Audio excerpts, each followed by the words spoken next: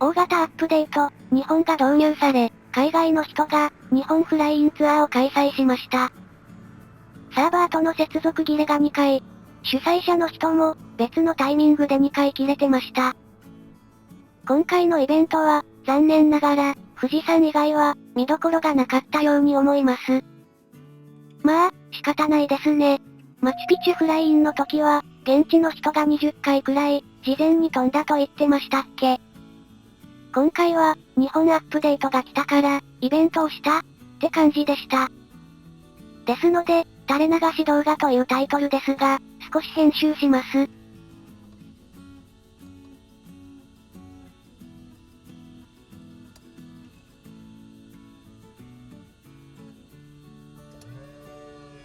クリアプロップ。コンタクト。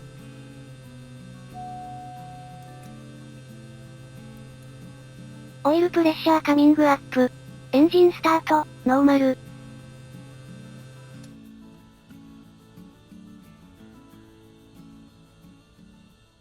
Oh yeah, it's too big. She stood on the enter key, and I just looked at her like, "You just erased 31 gigabytes of material." And Yeah, she that's walked off like, "Yeah." Ooh, yeah. Well, I'm gonna start adding a little power here because I see you're getting. Yep, that's right. Me next to the number 36. We're waiting for air sock. Yep. Sock. Yep. Please. Please let it turn. We'll start. Yeah. Man, this place is nice. Yep. Well, that's what I love about it. There's this thing where at first you'll always be in the background, and you kind of stick to your places where that you know that you're gonna do, and then afterwards, finally, when you can explore things because they tell you, well, we have an update to Japan, and suddenly everyone goes to Japan. Yeah. But we don't enjoy this kind of scenery otherwise. It's really hard to get our head around just. Okay, just go somewhere else. You know, don't right. Stick to your own areas. Okay, I believe we're ready for takeoff. For sure. Go ahead. Get yourself a flap notch and throttle. Let's go. Somewhere. And up we go. Off the tail. Go. Ooh, got me it's nice because we got a bit of traffic as well around. Because a lot of people are looking around Japan and exploring its its latest update. The load time update of Doom. Oh man. Look at this picture of Mount Fiji or Fuji. Yeah, actually, we're gonna go. Look some more. We're gonna go explore that as we go through Japan. I was already at Easter Island today. Oh, nice. How's it look? There's none of the statues. I was like, wait, I wanted to knock one over. There's nothing there. Those are probably hard to handle. They'd have to probably model that themselves. They look like 4-polygon PS4 drawings. Yes. I love retro. No. Sorry, PS1. I said it wrong, didn't I? Ooh, that's really retro. The classic PS1. How old are you guys? I feel like ancient in here. I'm no. I'm old enough to be both of your parents, so I don't want to say. I'll kill the mystique, but I'm probably old enough to be your parent. So. Depends on who you are. You know, some parents start at 6.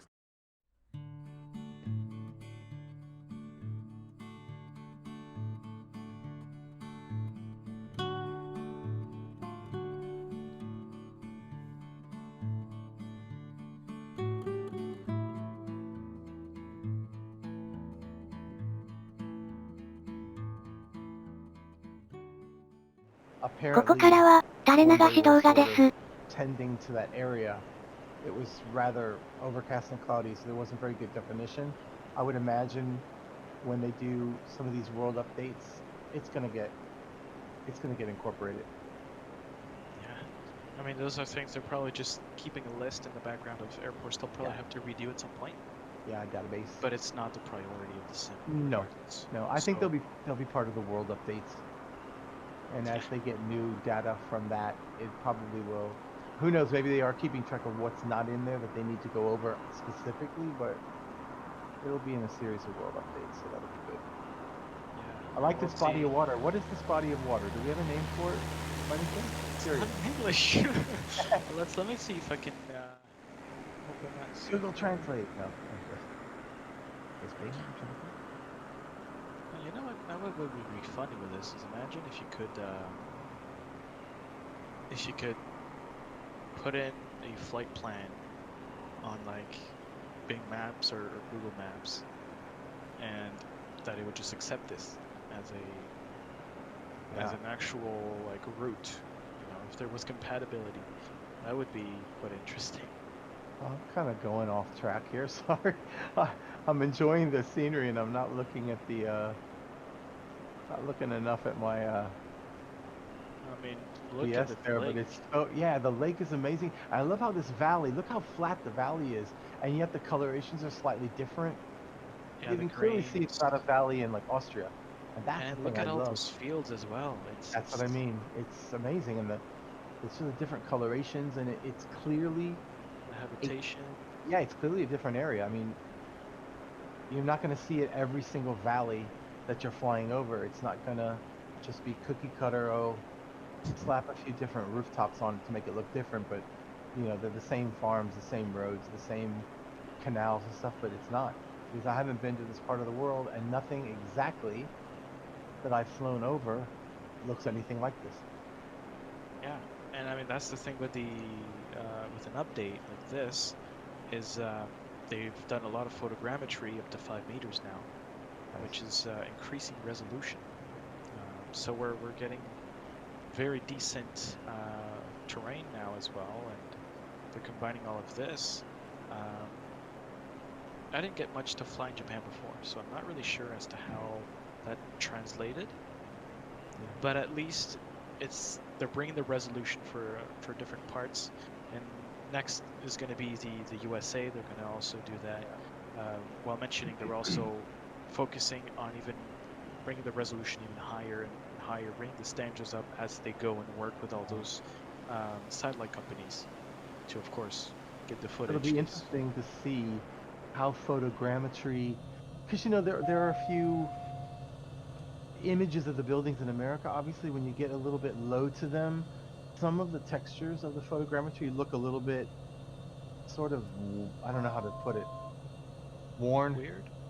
blown up a little bit, a little apocalyptic. It's shadows and things like that, and I just wonder if that detail level is just going to afford them the ability to, you know, render those buildings even more more clear, so to speak, so that I guess we'll figure that one out. I don't know. I'm not greedy. I'm happy. I'm happy with what I have, and the more they add, the happier I am. So Yeah, and they not only added photogrammetry, but they also added more airports, custom airports. yeah, Gaia Simulations made 3 of those airports, and the other 3 were made by Asobo, which proves this was a lot of teamwork.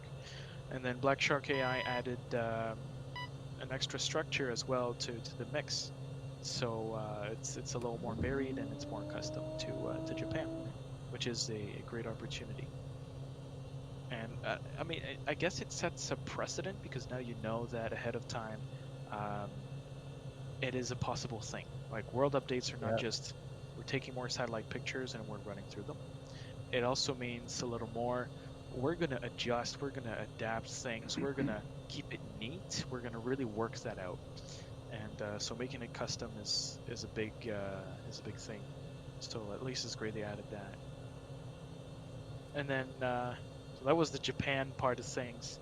Then we got into a very interesting topic yesterday with the Asobo developers and Jane, who very nicely went around the community and picked some questions, some top questions from people a bit around the place. Also had a forum post, so for the next Q&A, there's an opportunity for you guys to ask your questions in the forums.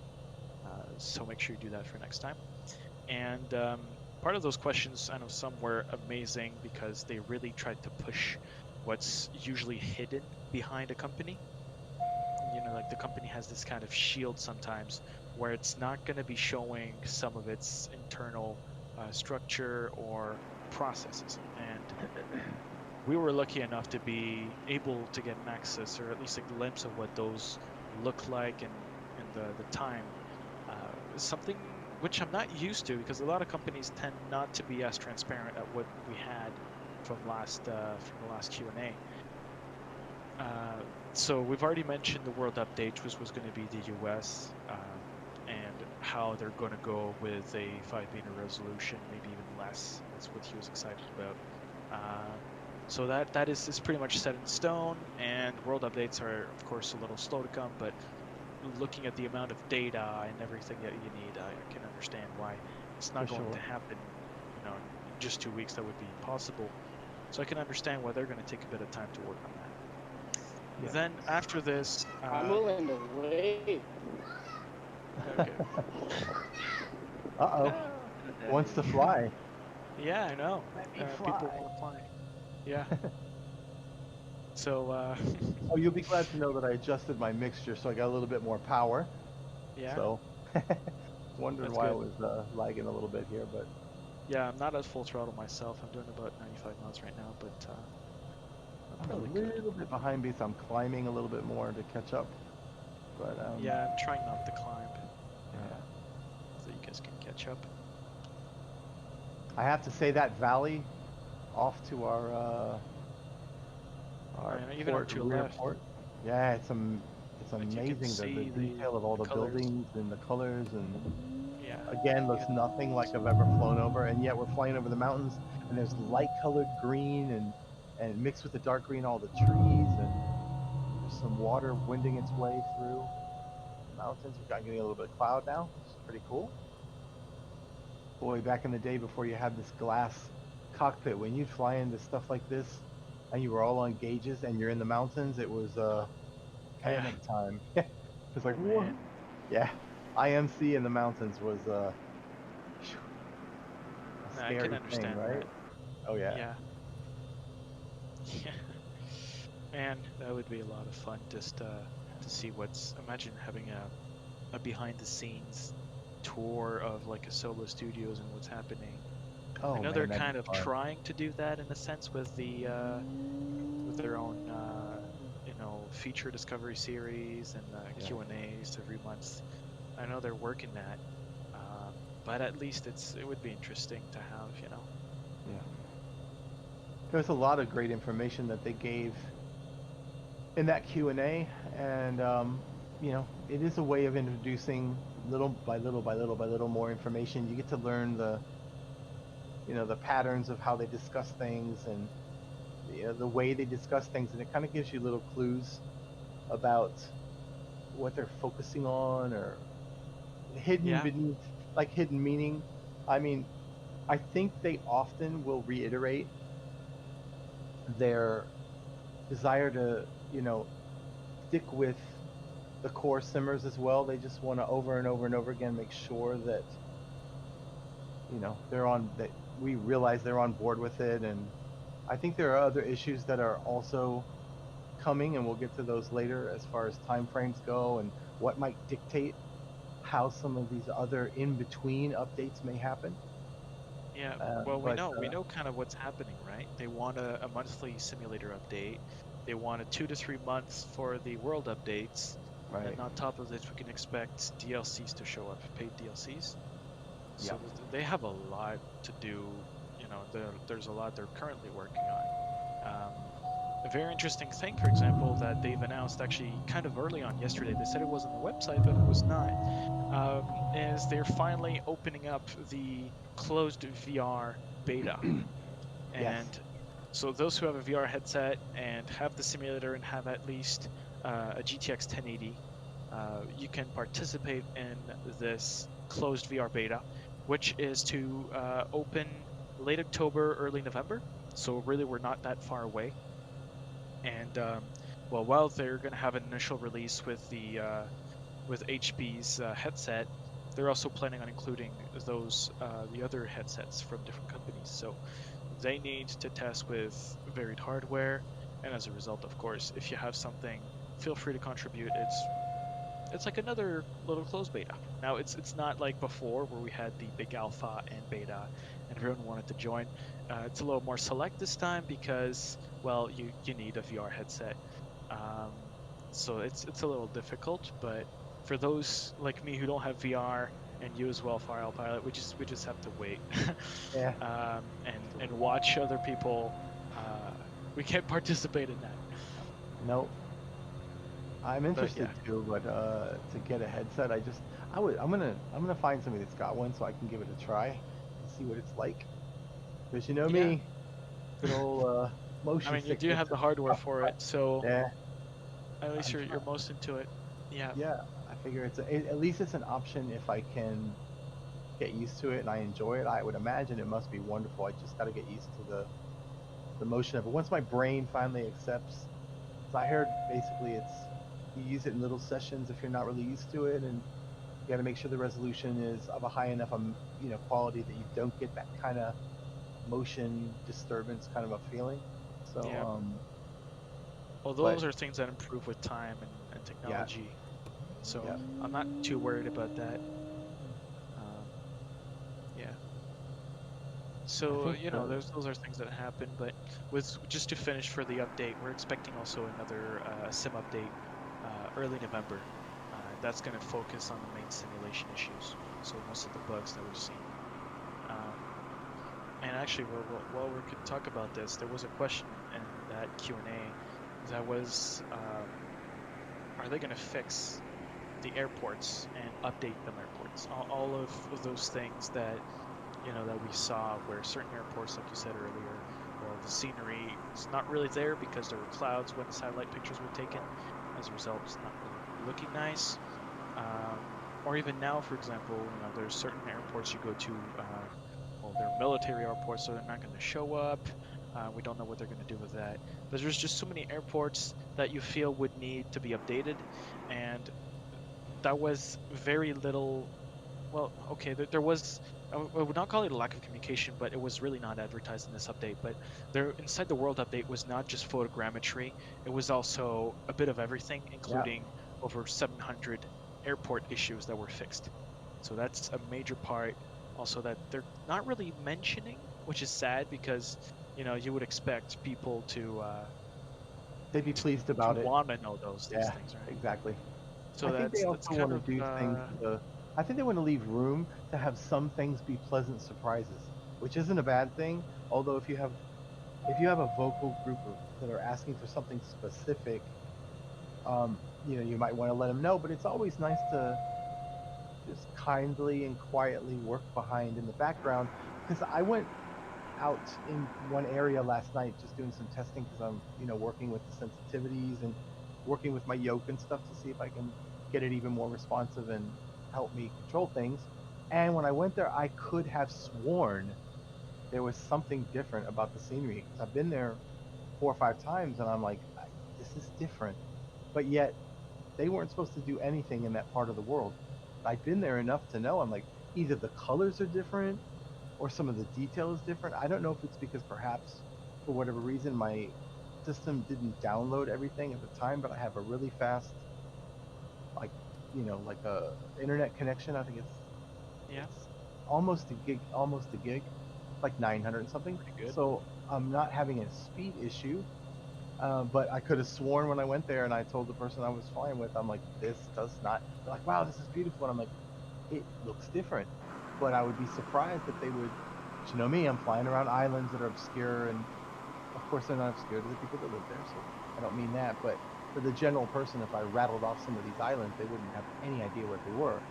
And I can understand that. Yeah. be amazing. Those little touches are kind of nice though.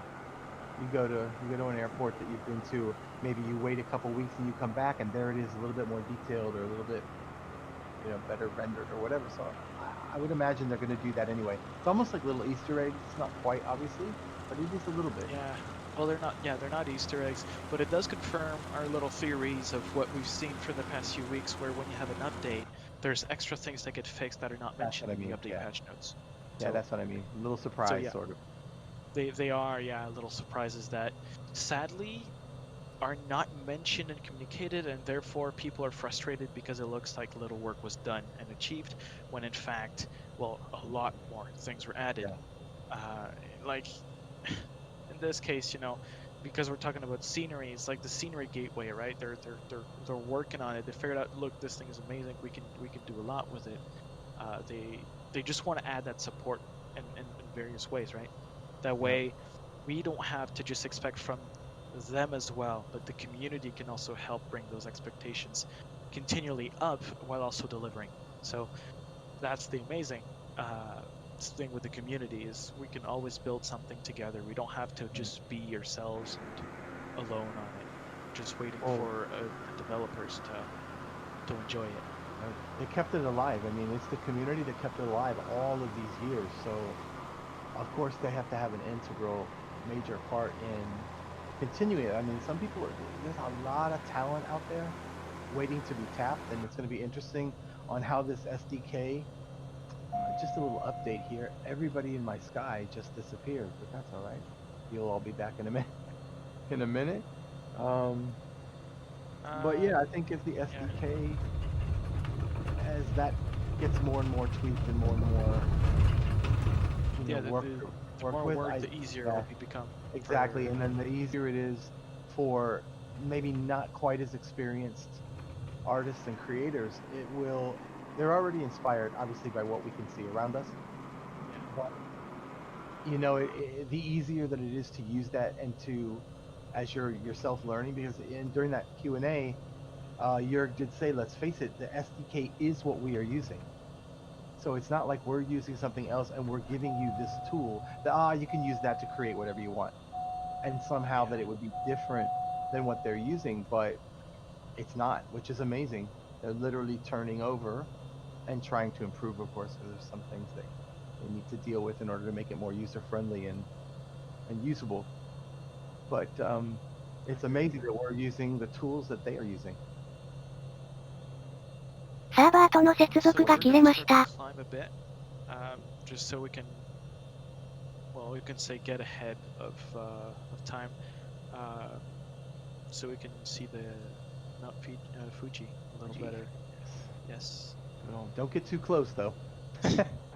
I have a little bit of an event that happened in 1966 with Mount Fuji, and the winds are extremely powerful coming, especially on the lee side. And in 1966, there was a BOAC, British Overseas Air Carriers, for those of you that may not know, which was the precursor to British Airways. And in 1966, strangely enough, and sadly enough, there was a Canada Pacific airplane crash the day before. And when this plane taxied to depart, the BOAC plane, it had to literally taxi by the still smoking remains of that air incident. And they took off, and as they approached Mount Fuji, they were almost 4,000 feet above the summit and off to the lee side. I believe, I'm trying to remember the name of the, I think it's called Gotemba is the name of the area that they were over, and they got hit with a downdraft of significant power, and it literally spun the jet in a flat circle into the mountain. It was a really terrible accident, and it was clear air turbulence. The weather was fine. I mean, obviously the weather here is nice that we're flying, but it was even less than this. It wasn't cloudy. There were no storms. It kind of went a little bit closer to maybe, because there's some 8mm footage of some mountains that were taken, and it seems like perhaps they think the plane might have went a little bit closer in order to, get some pictures, or at least kind of give the passengers a little bit of a better view. And then they got hit with this really horrible turbulence, and it was enough coming off of that mountain to unfortunately break the plane up in flight, and it ended up in a forest. It was a Boeing 707. So it just goes to show you that while these things can be extremely beautiful, they can be very Just dangerous. dangerous. Yep. Yeah. I got some people back now, so my server seems to have kicked in a little bit. And, Yeah. I'm searching Well- the skies for you, Cookie. Okay. Yeah, we'll be careful when we'll fly close to this Yeah, mountain that's what so I'm it thinking doesn't as go we wrong. go towards it. I'm thinking. I mean, if you imagine, they were 3,800 feet above it, so it's not like they were, down on top of it. The mountain's almost 13,000, and they were about 16,000. And I'm sure, of course, they must have thought, well, we have plenty of clearance, and it's a beautiful day, and obviously Mount Fuji is iconic. Definitely. you Yeah, know. it is quite a nice view. Oh yeah. Pardon me, gents. Would you mind doing like cut it back like 10 knots or so Monty can catch up with us? Not far Sure. back. Sure. Let me give a tap. Actually, we have yet to find you. Oh, I may be too far back. I'm going Oh, about wait, no, 90. you're here. Yeah, I'm going サー about バーとの 92接 knots. 続が戻 I らない lost you の all で there for a 再 minute. 起動。 All the tags sort of did a little click, but it might actually be to our benefit in the end if it does take a little bit longer, only because they'll have a little bit more time to do that testing and make a little bit of less bugs and not introducing new ones and things like that. So Yeah, again, so actually we can talk about that because they did mention that, well, they know that they made some things that were not supposed to be done. So actually that links to the question that someone asked in that same Q&A. The question was, is it possible to have a quick critical bug fix? Yeah. Or are they sticking to a monthly cadence in the sense that, do you want to have quick fixes straight away to be shot out, every time it's ready, or having to wait every month for the big update where you download a few gigabytes and then get everything fixed all at once? And so the way they do it is internally they have a 2-week cadence. So it's every 2 weeks they try to get as many bugs fixed. As his own words, it's a little overdone in the sense that they try to do a lot of things quickly. As a result, they agree that while they did a lot of major improvements to the simulator since its release, they agree it has been rushed a bit. For example, the first bug fix update had over 700 bugs fixed, so that is a lot. And while they tried working on that, they realized that they went too far, too fast, which means they tried to fix a lot of bugs way too quickly. As a result, the quality assurance and testing team had so many of those laying around that they could not test absolutely everything. And it is impossible to test everything. At some point, you cannot just have a bigger team and just test every single little thing. There's just so many different ways a bug can occur, specific situations. It gets difficult. So we can understand that. But they also understand themselves that after a while, they went too fast. So they're going to try to make sure that they're doing it better this time. And what they're still looking at right now is making at least one big monthly update, and then maybe have sometimes, when required, having critical bug updates only. So that's what they're trying to do. So they're really trying to adapt themselves as well. It's not just a question of just sticking to one big monthly update. They want to try to make sure that we also get a better experience between the two updates. Yeah. And which is critical. Obviously, you want to address those things that are really, really important, that really affect the everyday flight that you're going to have. Obviously you're going to get the people that are going to ask a little bit like, oh, why are you giving us Japan when we need X, Y, or Z fixed? But it's the point that let that branch do what they're doing. I don't necessarily know that the scenery people understand how to deal with autopilot or other systems in the aircraft. So if they're able to do that without detracting from some of the systems that really are vital, especially for our IFR friends who are having, some things that they are able to do and some things they can't. And it's more about getting, the best experience for as many people as possible. And I like this kind of flying, but I have a lot of friends who love to fly, oceanic, and and 39,000 feet, and you're having some issues, but it seems like as things go on, maybe there's an introduction of something new, but there is a fix for something in the past. Like even tonight, I've had a couple. There's a little tiny bug when sometimes my elevator trim sort of reverses itself, or it doesn't seem to work. But if you go to external view and pop back in, it seems to reset it. It doesn't happen very often, but like I Yeah, said, I it's, see what you mean. yeah, it's not detracting from the actual experience. Yeah. Also, Frowns, you're a little behind. If you want, what I you can am. make sure to This do is why. is to make Yeah, sure that you have your RPM propeller at 100 as well. Sometimes yeah, it can be I a do. little further The back. issue was that I had a little bit of a. That's why I brought that bug up, Yeah. because in the back there, a few minutes ago, as we approached the mountain, all of a sudden, after using autopilot, it began to pitch up, and I slowed down. So I turned autopilot off, and when I did that, the elevator trim switch would not point the nose back down. So the plane slowed to about 55 knots. I had to force the nose down, go to the external view, come back in. The elevator switch worked, but I lost a bit of time because of that. So I might descend a little bit to pick up some airspeed and then move forward. Yeah, I know. I'm also a little high. I'm trying to get down a bit while not getting speed myself. Um, so we were mentioning about how Asobo is just trying to handle the way they release things, but we left out until now the part that they're looking at having a pre-release update as kind of like another beta section. So they want to have a subsample of the simmers and players to test the update before it is ready to come out to everyone as a way Great of idea. crowdsourcing those bug testing that is required. So they're really trying to do those little things which take time, right? Especially the platform they need to do for all of this, but it would still be fairly quick. So I would expect something like that to show up, maybe in about around a month if they take a bit of time for it. I could see that coming. And by December, I'm sure many people would be testing bugs for Asobo.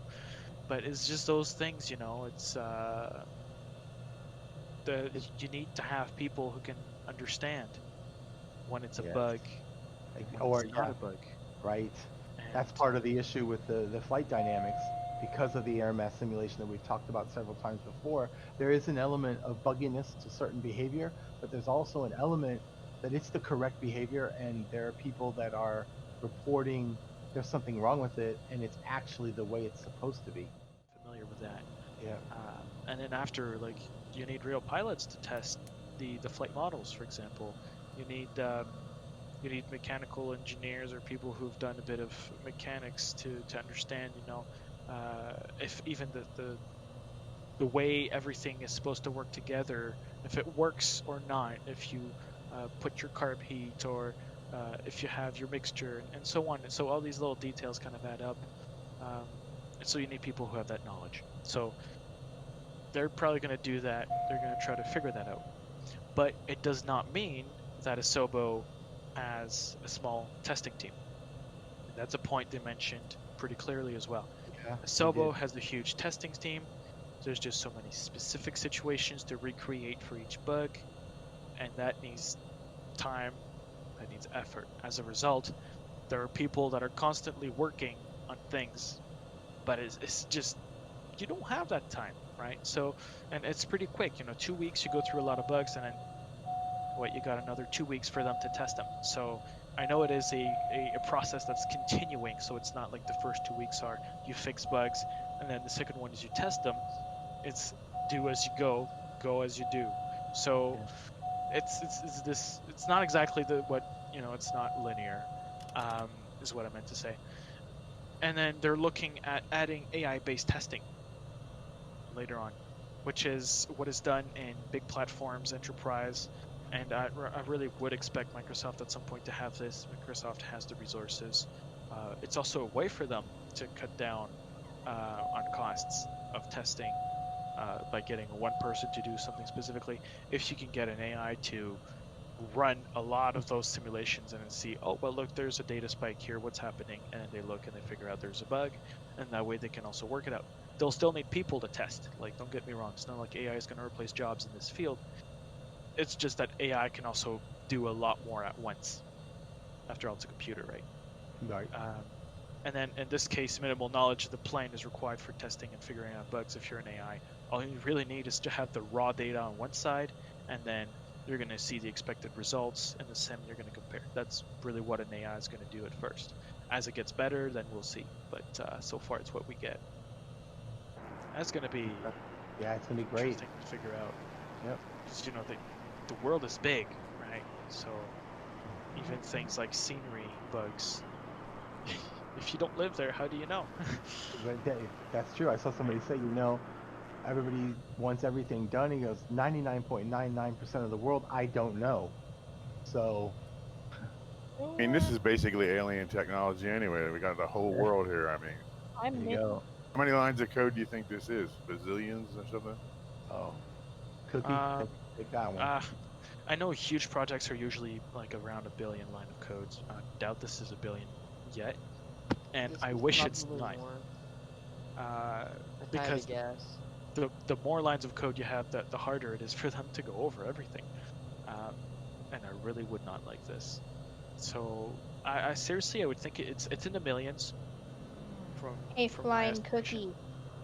Hey, and you know, I'm I new. think. So, I'm just saying. Hi. Okay. Well.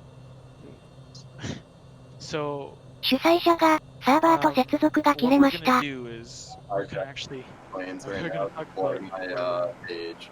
So, and you Sorry. guys have really cool screenshots that you would want to be painted. Oh, you can put those. Well, if you have screenshots, put them in the event text if you want. No. If anyone has screenshots, they want to be painted for a small fee. Oh, that's interesting. Yeah, that is interesting. Exactly what has happened? Having a little bug again, but that's okay. Well, the Did life is they made mention of anything bugs. about payware aircraft? Yeah. Actually, not a lot this time. All we know is a sailboat has tried in the past to make sure, and they mentioned it again this time. They're trying to make sure that there's space in the market for payware developers. Yes. So what that means is they technically at first did not want the A320 to be a full plane, full realism and everything. What I found very interesting though is he did mention, I am slowly changing my mind. Yeah. And that means they're changing. Yeah. At that point, you begin to wonder. You're like, listen, they got a lot of the developers in early. Obviously, PMDG and some of the others they've been in for a while, and I don't know if it took any convincing. I'm having a strange bug here. Sorry, guys, but it took a little bit of convincing to maybe get them on board. And I think maybe part of it would be some of the developers asking, well, to looking at what this sim looks like, to what degree are you going to be developing the default aircraft? So there was a question, are they developing it to a certain level, obviously to leave room for the third parties, because you needed the third parties to come in at a time when maybe the belief level wasn't high, or you know, they just weren't sure what was actually going to become of all of this. So I think it's an element of both. It is interesting. I would hope still, and you and I have spoken about it privately before, that I still hope they bring the level of the default aircraft up to, you know, a respectable quality. It could be just payware, just shy of an okay payware, and that leaves room for those third-party developers to say, if you want something more and you're able to understand more, because obviously you need to be, that's another thing, you need to be able to comprehend kind of the plane. And if you don't know it, some people don't need a study level, some people don't want a study level, some people have to have a study level. So it's all a little bit of a, that's what's so nice about it. It can be at a level for everybody, but I still think the default craft should be brought up to a respectable level, that if the people either can't afford it or maybe they're not as sophisticated in their knowledge of it, that there's room for it. but it does look like maybe at first they did come in with that, don't worry, we're going to bring it up to a certain point and you guys are going to take it from there, to where it's like, you know, maybe we do need to kind of uniformly across the board, at least for the standard edition, bring that aircraft up to a certain, you know, level. Yeah, I agree with you. What really happened, I think, was at first, it was not just the, you know, we need to get developers onto this. I can understand that.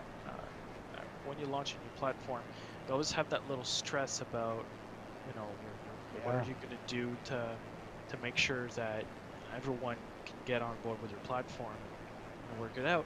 I think it was also a bit of pressure, just because there's competition, right? You have your own planes, and then you have the one in the marketplace, and it would technically mean that it would be okay. So let's say it this way: if you have a plane that has that is free, that has a lot of features, it reduces the value of another plane, the same plane type, that has maybe a little more features, that is really worked as well, that has maybe more features, but is not a whole new level more features. It's just a few extra things.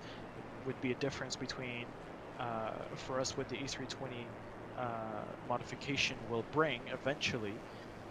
We're looking at all those realism things to get added to the simulator through these third-party developers, right?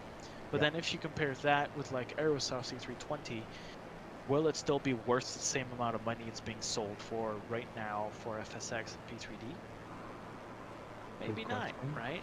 So you have it's this different understanding of value as you increase those standards, and as a result, I can understand why it might feel uncomfortable at first to create a paywork quality plane that is part of the basic package that you buy with the simulator. So I can understand their main concern on that. Yeah, me too. I mean, I just wish they would possibly expand. I mean, I'm sure people are willing to pay for quality aircraft in the marketplace. I want a glider so bad. Yeah, it'll be coming. Yeah. I mean, they've got a lot planned. They even said we're planning on adding more planes ourselves.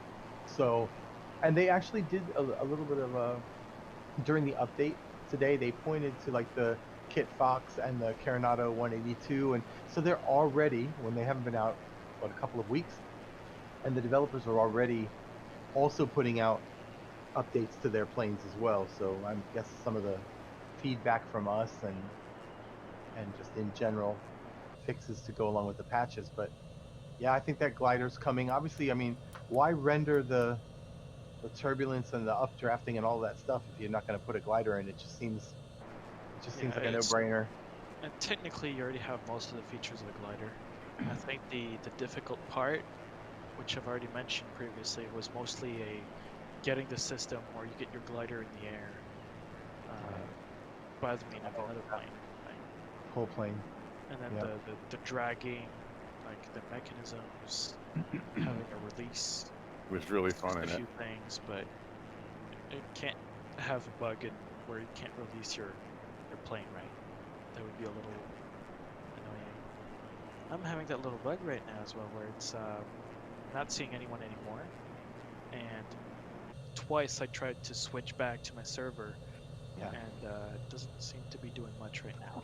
I had a better one. Has anybody had it in the Cub where all of a sudden your mixture goes to full when you're at altitude and you need to lean it a little bit for the power? And that's another reason why I was lagging a little bit behind, is because my mixture kept going to full, but I was at altitude and I was losing power. So I was like, what's going on? It did it by itself. I don't know really what triggered it, but it's okay now. So I am 104 knots, so I can't complain.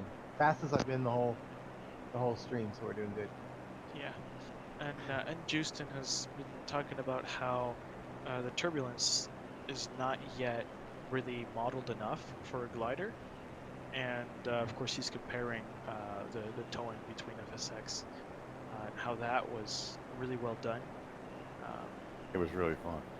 Yeah, so I think it's just a matter of them still figuring out all this stuff, and we know that it's not a big. I'm not gonna say it's a big deal because everyone has its own, thoughts about it. But I can understand that it's not a major feature that everyone is looking for. The same VR is. Yeah, it might be a little bit more niche, but you know. And that's the thing, right? The simulator, and that's what John is saying right now in the event text is, for him, it doesn't feel like the sim was really ready, right? There is a lot of people that want products now the same way it already exists on X-Plane and P3D. As a result, yeah, it's still pushing a little bit, right? So I can totally understand where customer frustration can go around with all of this. But really, it's just a matter of enjoying what we currently have, and well, hopefully without too many bugs, of course. But slowly, accepting that it will take time for people to create planes. And we've seen Aerosoft has proved us here that it takes about 1.5 years of work to get a payload quality CRJ 700, 800, and 1000. To get it out, yeah. That is just this thing. Now, other companies, like we mentioned before, PMDG, are going to be waiting to make sure the SDK is ready before they really focus and put time and effort into it. So with that, we can understand it is not fully ready yet. But that's the thing, right? It's every time a new platform launches, it's always new. Yeah, so it always happens. Yeah, developers have to adapt. It's common. We've been spoiled because we've had X-Plane and P3D and obviously FSX forever. Yeah, We've been around and they're forever. mature softwares as well, right? That's what I mean. We haven't had, and everybody's like, well, yeah, Flight Simulator's they're a world-renowned, name and blah blah blah. It was the first one or almost the first one, and you're like, yeah, but you have to understand this iteration is so different. There's so many new things that are being implemented that have never been implemented before, that are not implemented anywhere else. The weather, as an example, is so complex, and I'm sure that's going to play a part in the glide. It's like so many things are connected. The glider and the very dynamics of the glider, it does kind of feed into the weather. It does feed into the air mass simulation. I mean, we even have our first weather payware that's come out. Yep, Rex weather. Yep. Yeah, for better or for worse. It has a few issues, but it also allows for some interesting customization. Meanwhile, of course, Asobo and Microsoft have every intention, as they said in the Q&A, of further dealing with the weather and perfecting the weather, trying to get the live weather, to always be what they want it to be. In the meantime, you'll have payware, developers stepping in to try to, help out there. And I'm sure they're going to have a few issues as well. It's not like, I don't think anybody's coming out of the woodwork for something this new that is just going to release it and it's just going to be perfect. It takes years to get that software stabilization, and that's what we're going to have to go through. Luckily, depending on your type of flying, such as we're doing today, there's still a way to enjoy the sim even during these, remedies and fixes and patches. There are some that is a little bit harder. I want to add something because we mentioned weather add-ons, right? So people in the Q&A asked, what about the NavBlue partnership? If the NavBlue is adding, it's more like the partnership with Airbus, because they have so many things. They have NavBlue, they have MediaBlue, and they have the Airbus A320. That's the three that we at least know of right now. And then they added a part out of this and said, well, also part of the NavBlue, those are supposed to be updated every 28 days. They're going to update them by mid to end October. And of course, Sharps Plus, that thing that we're supposed to add it at launch, they just never got to it. But what I meant to say was, when they finished talking about NavBlue, they went to MediaBlue, and they asked, part of this is, would they be able to open the weather engine to third parties? Because oh my god, I'm going to keep saying NavBlue. MediaBlue is directly connected to their, you have to go from there to Asobo and Asobo to us. And so one of the biggest selling points right now of the simulator is mostly the weather. While I can understand that live weather didn't work for a while, at least the rest worked. And that was a major part, and that's a big selling point. Also, I'm back multiplayer-wise, so that's good. Yeah, it takes a few minutes, but it pops back in. Yeah, and so we're going to land on that runway, Romeo, Juliet, Tango, Oscar. we can have a bit of fun there. Do a low landing, and then we'll take off again. And so, really what Asobo answered to having the engine open to third party is, first of all, really it's too early to answer for them. But the real answer that you could feel in the background is they don't really want competition on that in their own marketplace, because it is a direct comparison between what you get internal and what you get, outside third party. And this weather engine that's built in, it's done. It's not done at all. Like, don't believe this is the final product that is not going to evolve even weather-wise. They're doing a lot of work. They're going to try to add more cloud types as well. That's part of the work. And that's just the issue, is because it's not complete yet, they don't really want themselves to open it to other people and start tinkering, because after an update it might just break everything, and that means it's wasting more time for the communication between third-party developers and Asobo. So there's some reasons like this that we can totally understand and are part of, well, let's just not mess up anything. Well, just let us do the work first, and then we'll focus on getting you guys onto that engine, because eventually it will happen. Add-on makers will just be able to connect. That's a thing. It will happen. It's just a matter of time. But meanwhile, they don't really want to. So Rex came up and figured out a way through SimConnect to modify the clouds and get access to, we could call it the rough weather side of things. The rest was not really part of it. As a result, you can get basic things with Rex right now, but I'm pretty sure there's going to be a limitation on what Rex can do to the simulator weather-wise. So Rex is probably able to bring more to it, but we're not really there yet. So once they unlock that weather thing, Rex could actually jump up in quality as well. So it would benefit us, like us both, regardless of if the engine remains closed until it's fixed, or if Rex still accesses it. It's just a matter of time. I'm kind of looking at the textures here that we see over the sea, and they're different. They've obviously done something to them, and I'm wondering if it has anything to do with the weather, by the way, because we know the weather is like you said, a work in progress, and I just wonder if it's a main contributor to water as well.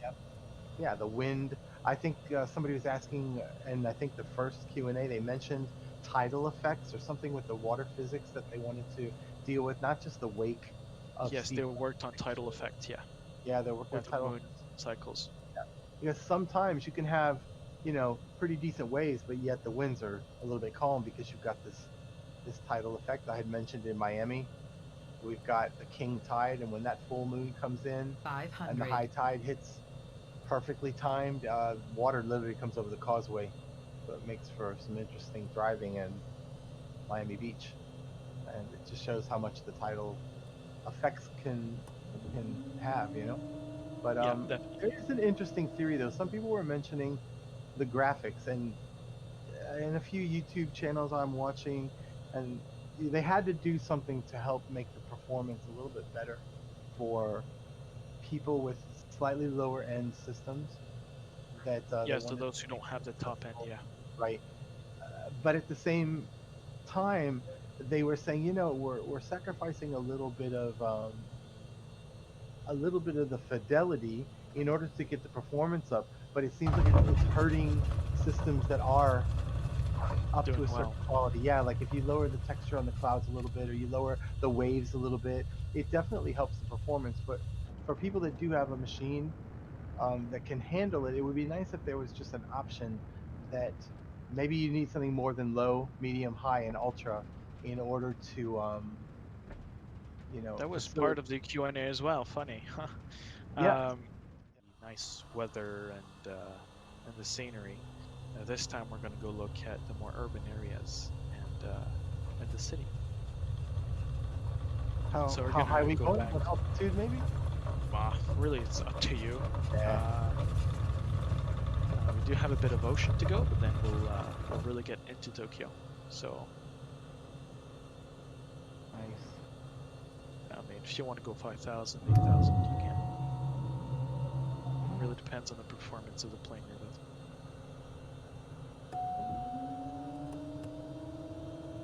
And when we were talking about the honeycomb yoke, I just wanted to say that I saw a video today because the sensitivities are back. I don't know exactly when they came back. They were gone for a bit. Maybe the Japan update restored them for me anyway, but somebody had a suggestion to go through your Windows gaming controller calibration, and for the life of me at first I couldn't find it, and then he said basically if you go through control panel and you find devices and printers,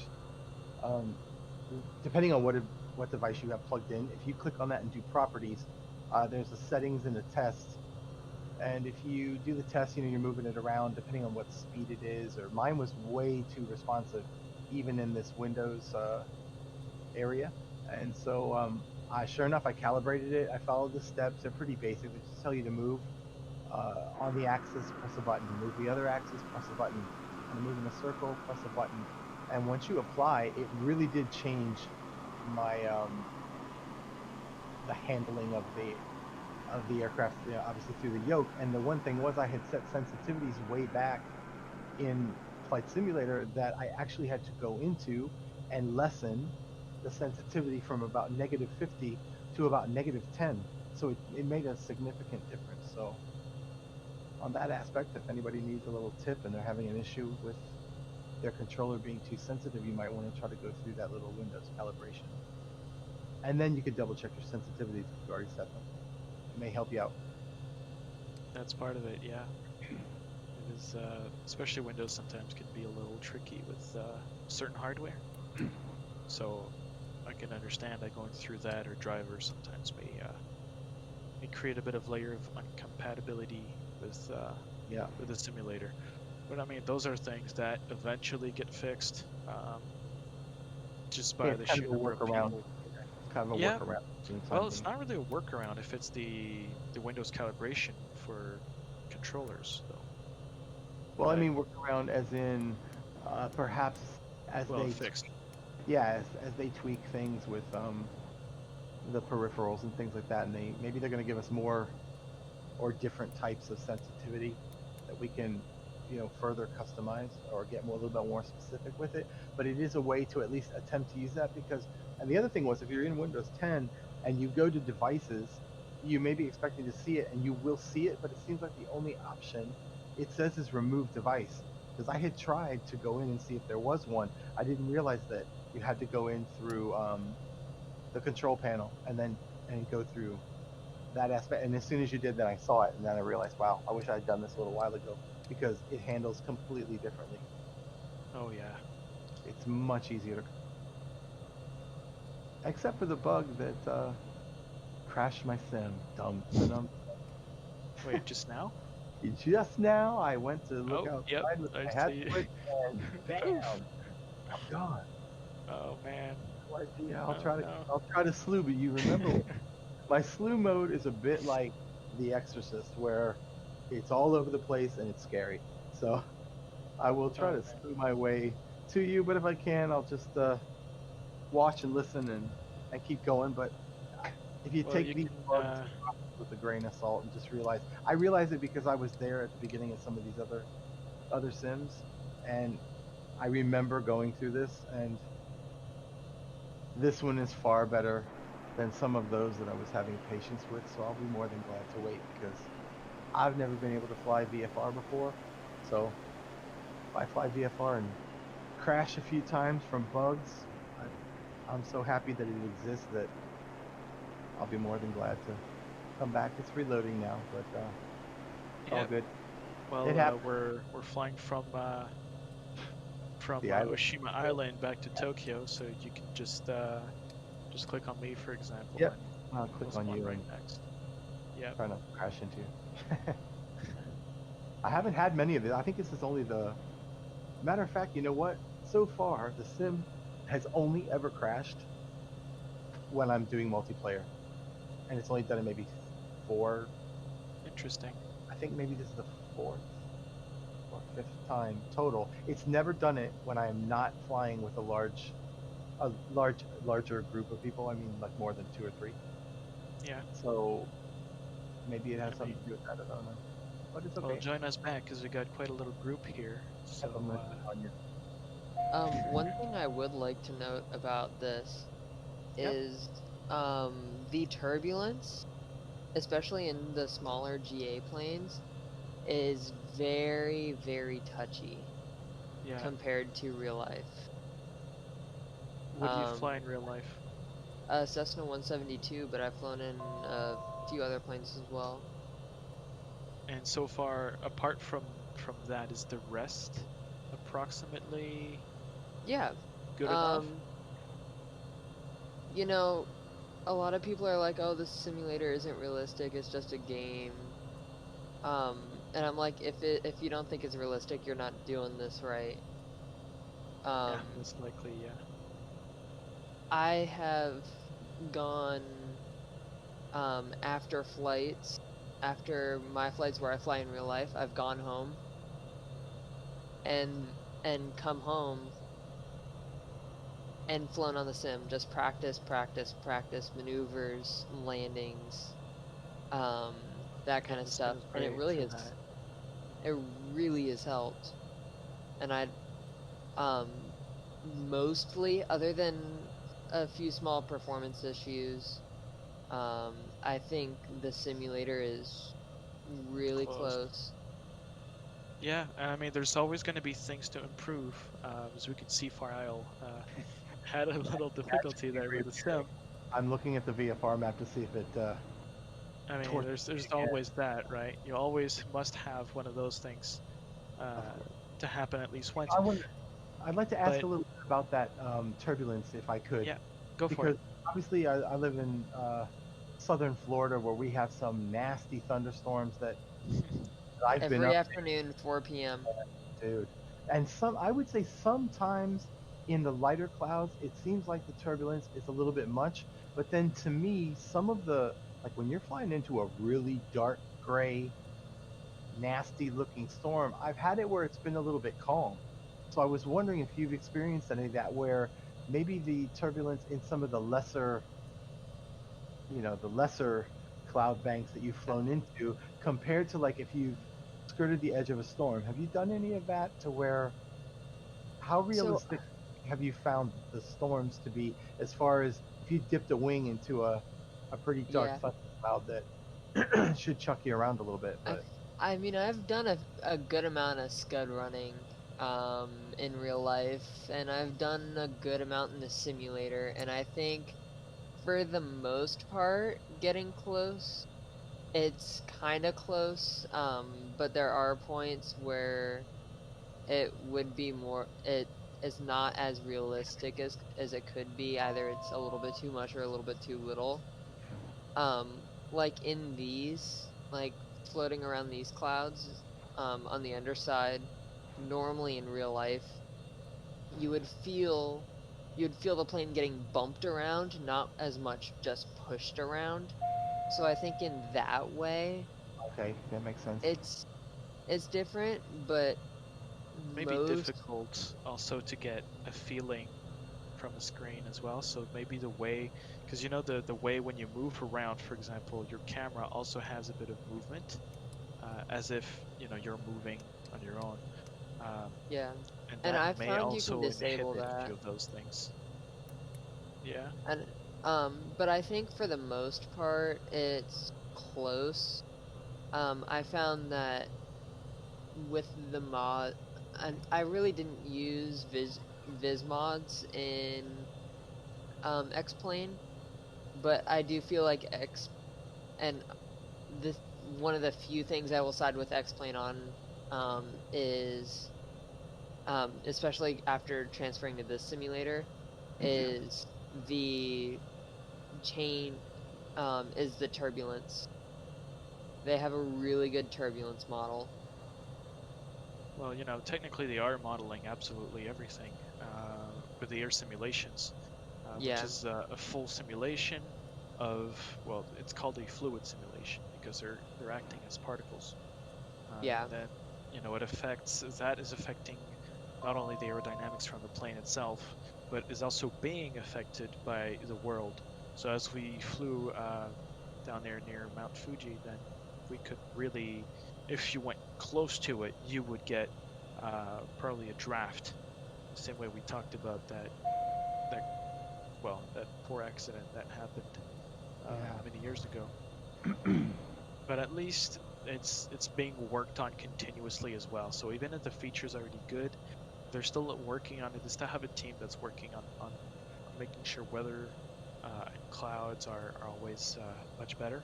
And at least now we have a fix for live weather. So it can only get better from here, honestly.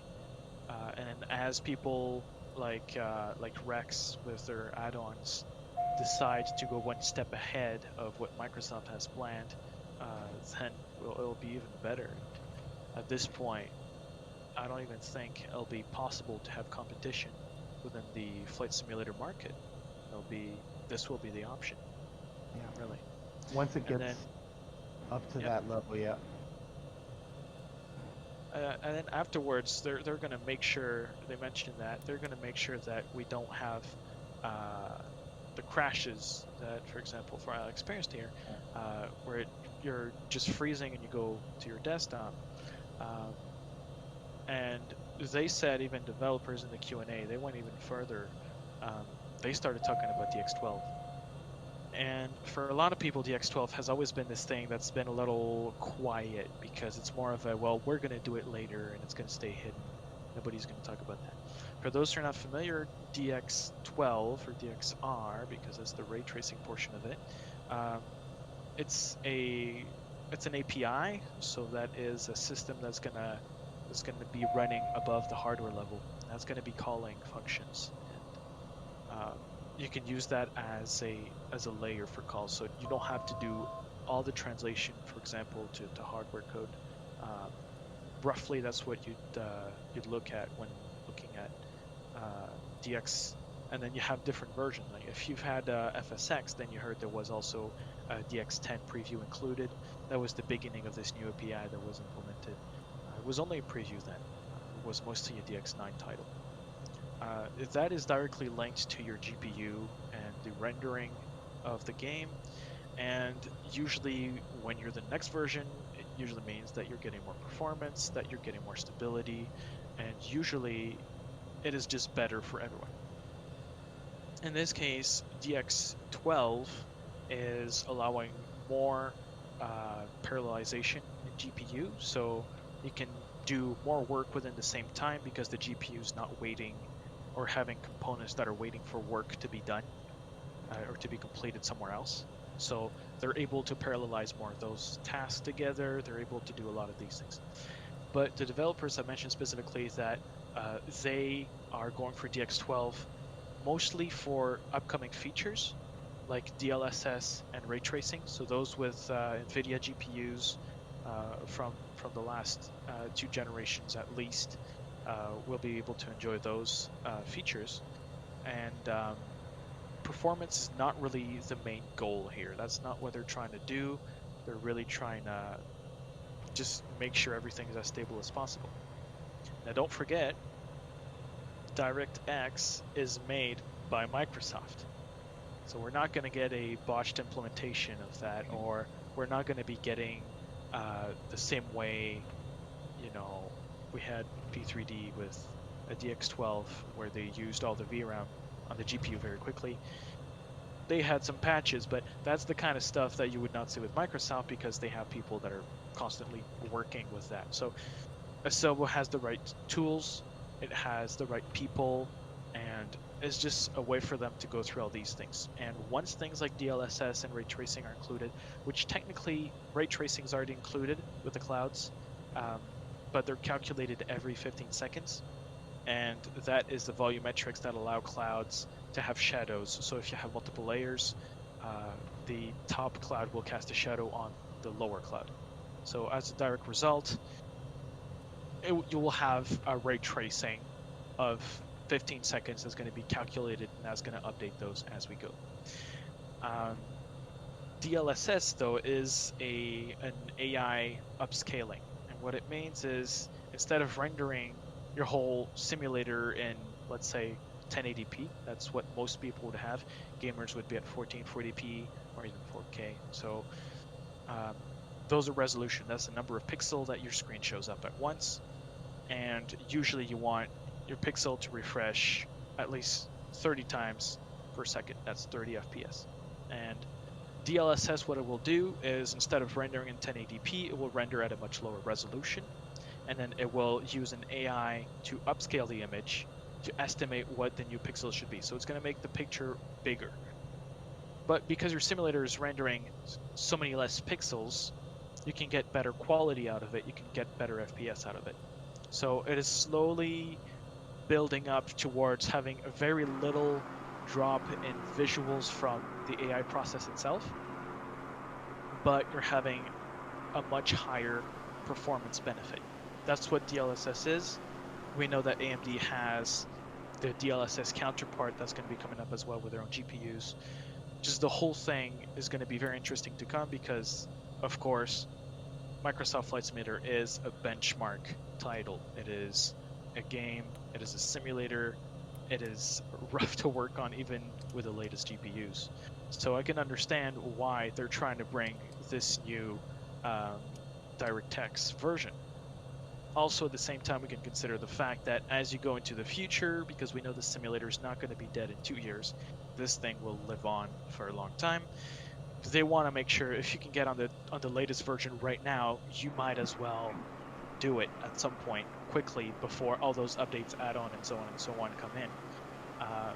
And so this simulator can live for at least 7 to 10 years, as we have described and estimated in previous podcasts.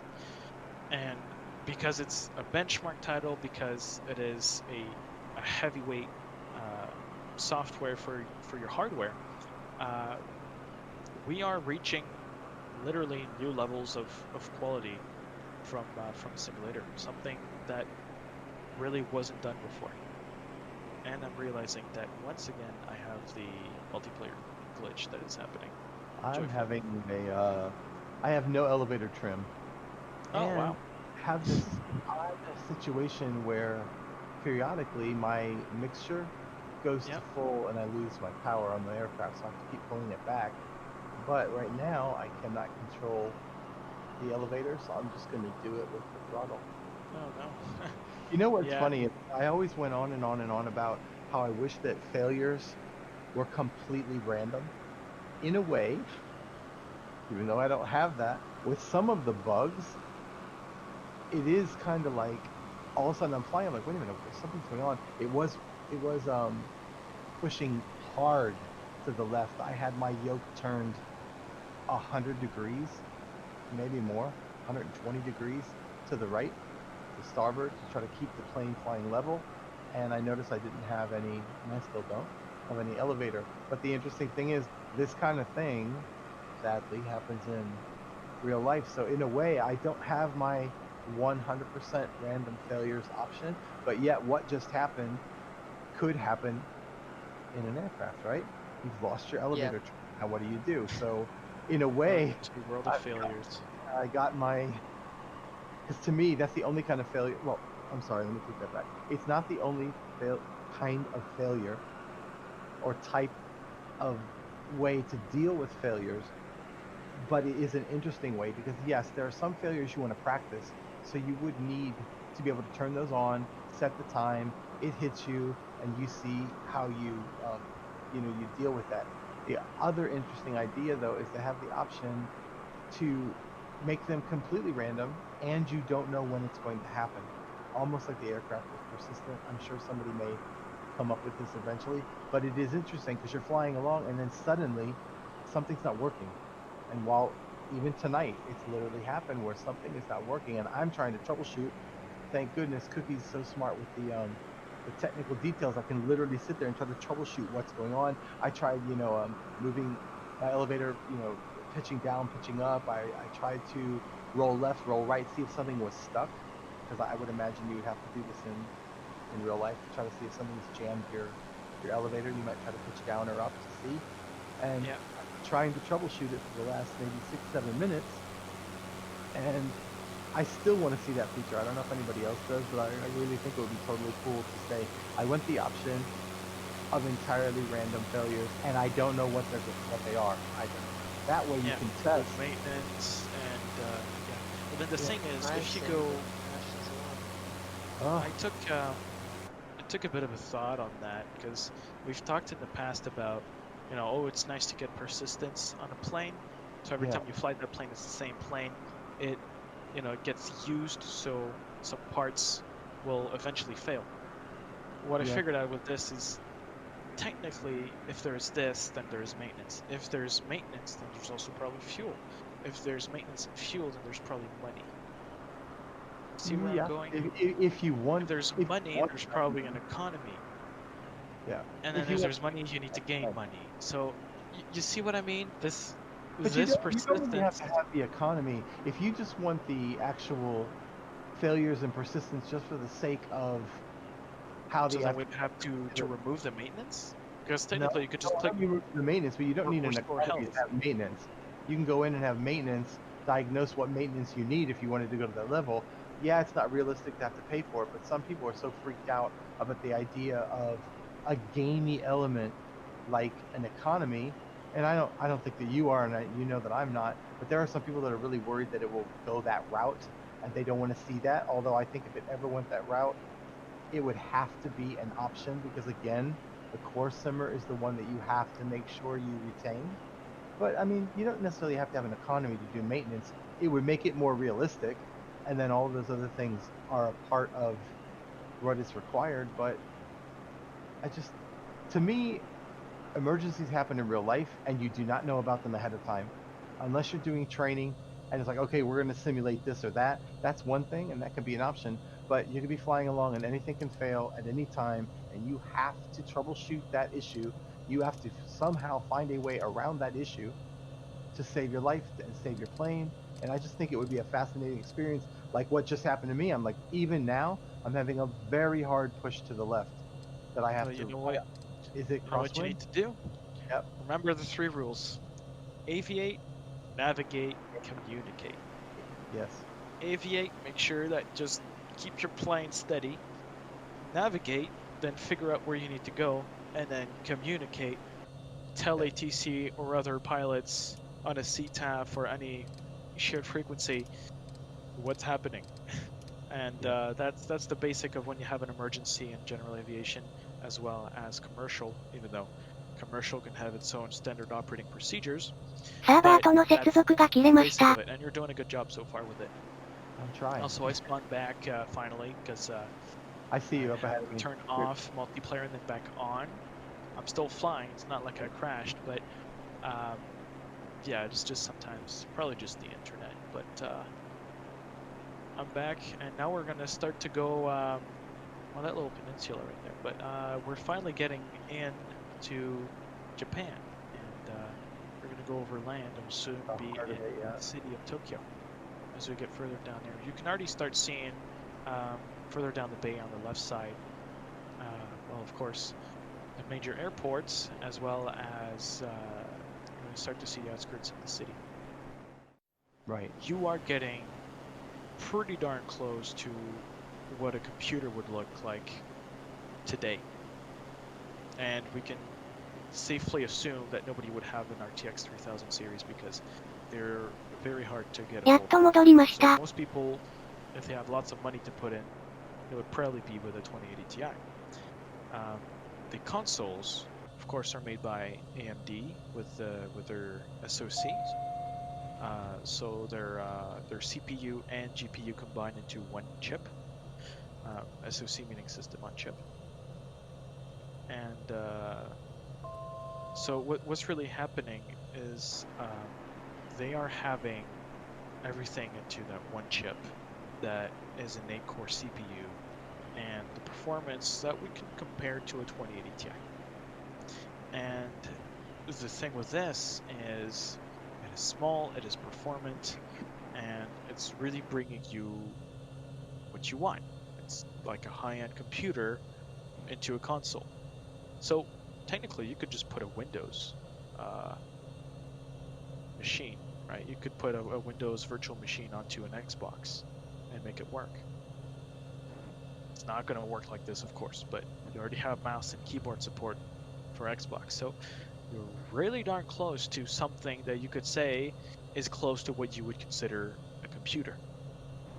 Yes, and I think part of that comment that they made, kind of reflects that if anybody would say, "Oh, are they diverting from my sim in order to make that game?"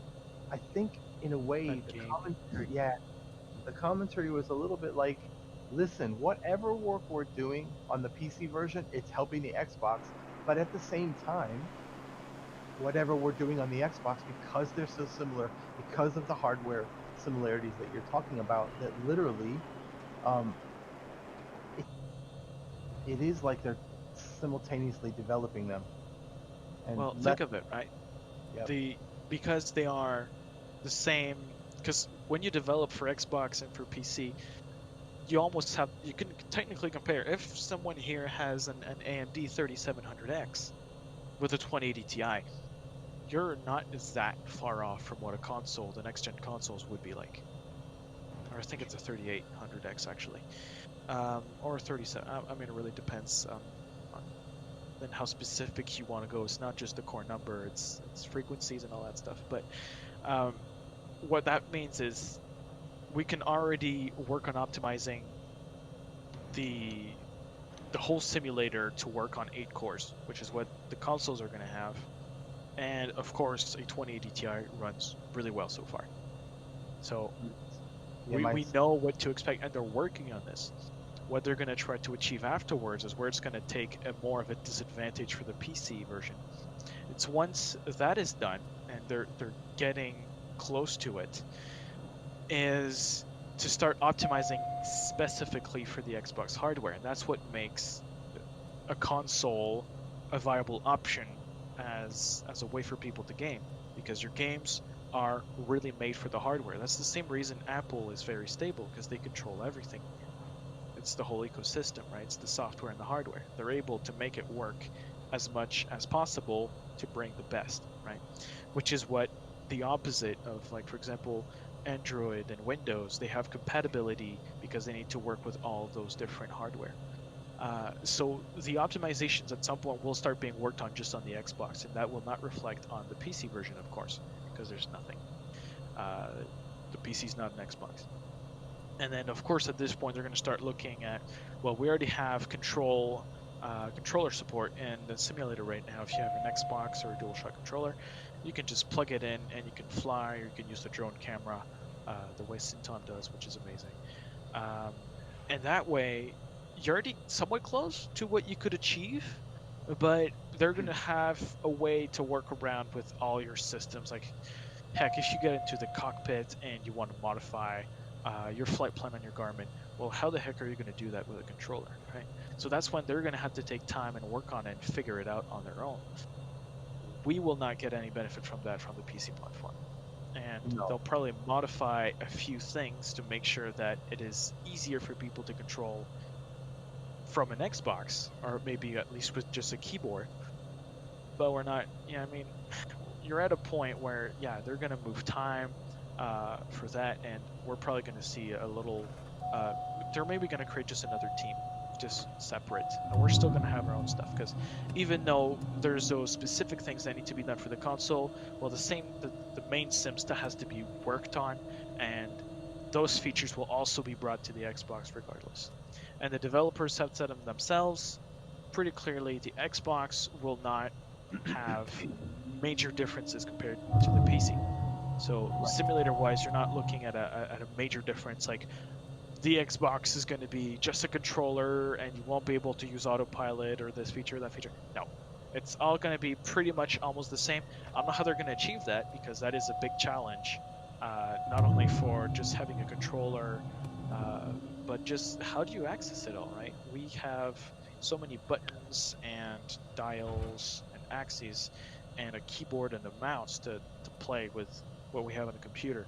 On an Xbox, it's not going to be the same. So it's a challenge they're going to have to work on, and I seriously hope they're going to be able to achieve something, because they got an estimated 90 million players that could get onto this game. And so roughly, if you think of it right now, because we just have that number, right? If we already had 1 million players right now, you times that by the price of a base version, you can get pretty close to, you know, 80, 90, 100 million dollars just off Yeah. from selling, right? And that's probably going to be enough to cover like the costs of the base investment. So we start thinking about this, we get the IPs back, we get developers on this. Like, I don't think Microsoft has spent, or I mean, they could have had, but we don't know any of those details yet. They could have probably spent up to that, but I doubt they really would have spent much more than that. But over so far till now, they probably got at least a break even, I would say. And then now, once it reaches the Xbox, there's going to be full profit. They're not going to have to pay back a lot of stuff because, I mean, unless you really spend a lot of money and over 100 million, you really must continue to bring onto the simulator because it really gets expensive at some point. So, financial-wise, Xbox makes total sense as well. That's what I wanted to say. I mean, there's so many. Yeah, they can't ignore it. And the other thing is they're not gonna. So that battle is over. They can't ignore it. It would be stupid to ignore it. If we can get more people in, yeah, there's going to be a lot of people that are surely going to use the simulator in different ways, maybe quite different than some of the ways that we want or would expect to use it or think it should be used. But you're also going to, I mean, how did we all discover this? We all maybe came from, God, the old days of Atari and even older, like, well, not older, but Commodore. Magazines. Yeah, you know what I mean? From these ancient times that, you know, every one of us played a simulator for the first time sometime. Yeah. And we were probably gamers back then. Unless we were pilots, we were gamers back then. And we didn't turn into the image that we now picture it as. I'm not saying that a huge majority will not be like that, because they will. But there's also going to be a chunk of people that are going to discover that they love the sim. And they're going to become that serious simmer that the serious simmer thinks is the only real flight simmer there is. So, yeah, there's going to be people that are going to discover their love for it. There's going to be people that are going to fly upside down in a 400-knot balloon if they ever make it. Yeah, and we're approaching the airport to our left. I'll be doing a little loop from the right side to go on and land. Because I'm still a little high, but just be aware of that. Meanwhile, I'm going to answer Fragilo here, who asked the question, do you think this will be the definitive simulator? And if so, will it be in constant development, or will there be a newer one in a few years? And, well, we did reference it from a few podcasts back. But we think that this will last probably a good 7 to 10 years. Approximately the same amount of time for a console generation. And they are pretty, well, the developers were pretty clear about this. They are working on developing and making sure all of this works well. As a result, they are going to continue to improve the simulator. We're going to keep getting free updates for the simulator itself, as well as world updates, which are also free. Then the paid content will be DLCs, and those DLCs will, of course, be just the basics, right, of what you would expect to have as payware content made by the developers in the simulator. And that includes, in the future, we're going to see the helicopters come in. And so they're going to add a few for free in the simulator, and they're going to add a few more, of course, through that DLC. That's the goal.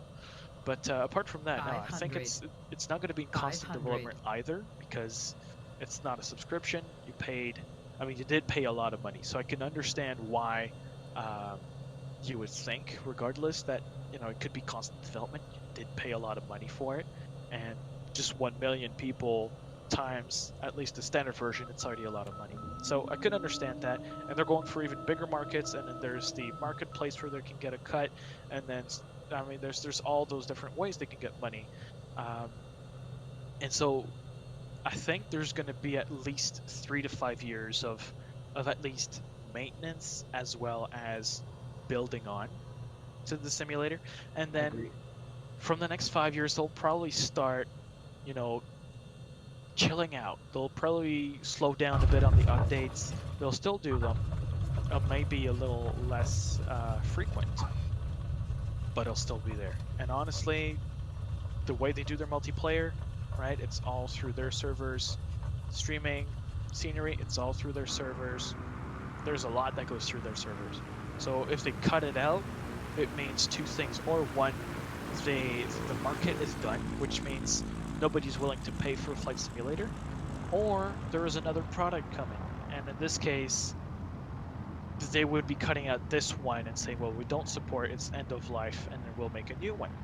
But what's the point of making a new one again and then go through all the cost of going through the hardware and the software and how everything relates together to recreate a core, then add on top of this, if they just redid the whole simulator? They just redid the whole weather, they just redid the whole air simulation, the aerodynamics, the flight dynamics, the airports. They added a whole new set of AIs for trees and scenery. So it doesn't make sense for me to throw all of this in the trash after 7 years. It is just building onto it now, and then I'm sure that they made a lot of work to make sure that that DX11 to DX12 will be easy enough for them to transition into. And DX12, of course, means that you're going to have at least another 5 to 7 years minimum. So even if they do continue forward, I would think, you know, it would be, they would just upgrade the sim. They would just say, hey, well, we had FSX, which could be in Roman numerals like 10. We had FS20, let's make FS30. And then they would just work off from the base that they have from FS20 and work their way up. They could do that, but I really don't see it right now as a solution. Of course, we are in 2020, so we don't really know all that stuff yet, and there's very little focus on this side yet. I agree. I hope that clears up the question. Yeah. Coming in for a landing here Yes. at Narita International.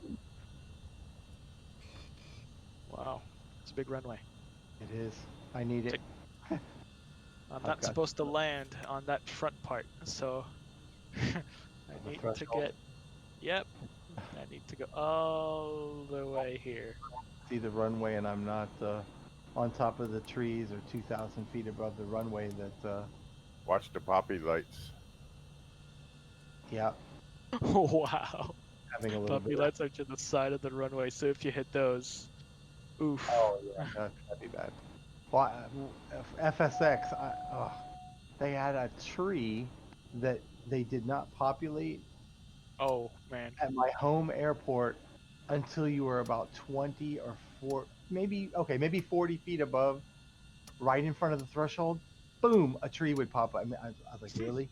I wanted to take the computer and just throw it out the window, roll it down to the lake, stomp on it. Because, you know, I finally flew the flight was perfect. I'm like, yes, this is great. I'm controlled. I'm centered line. I'm tree. So yeah. Yep. I'm having to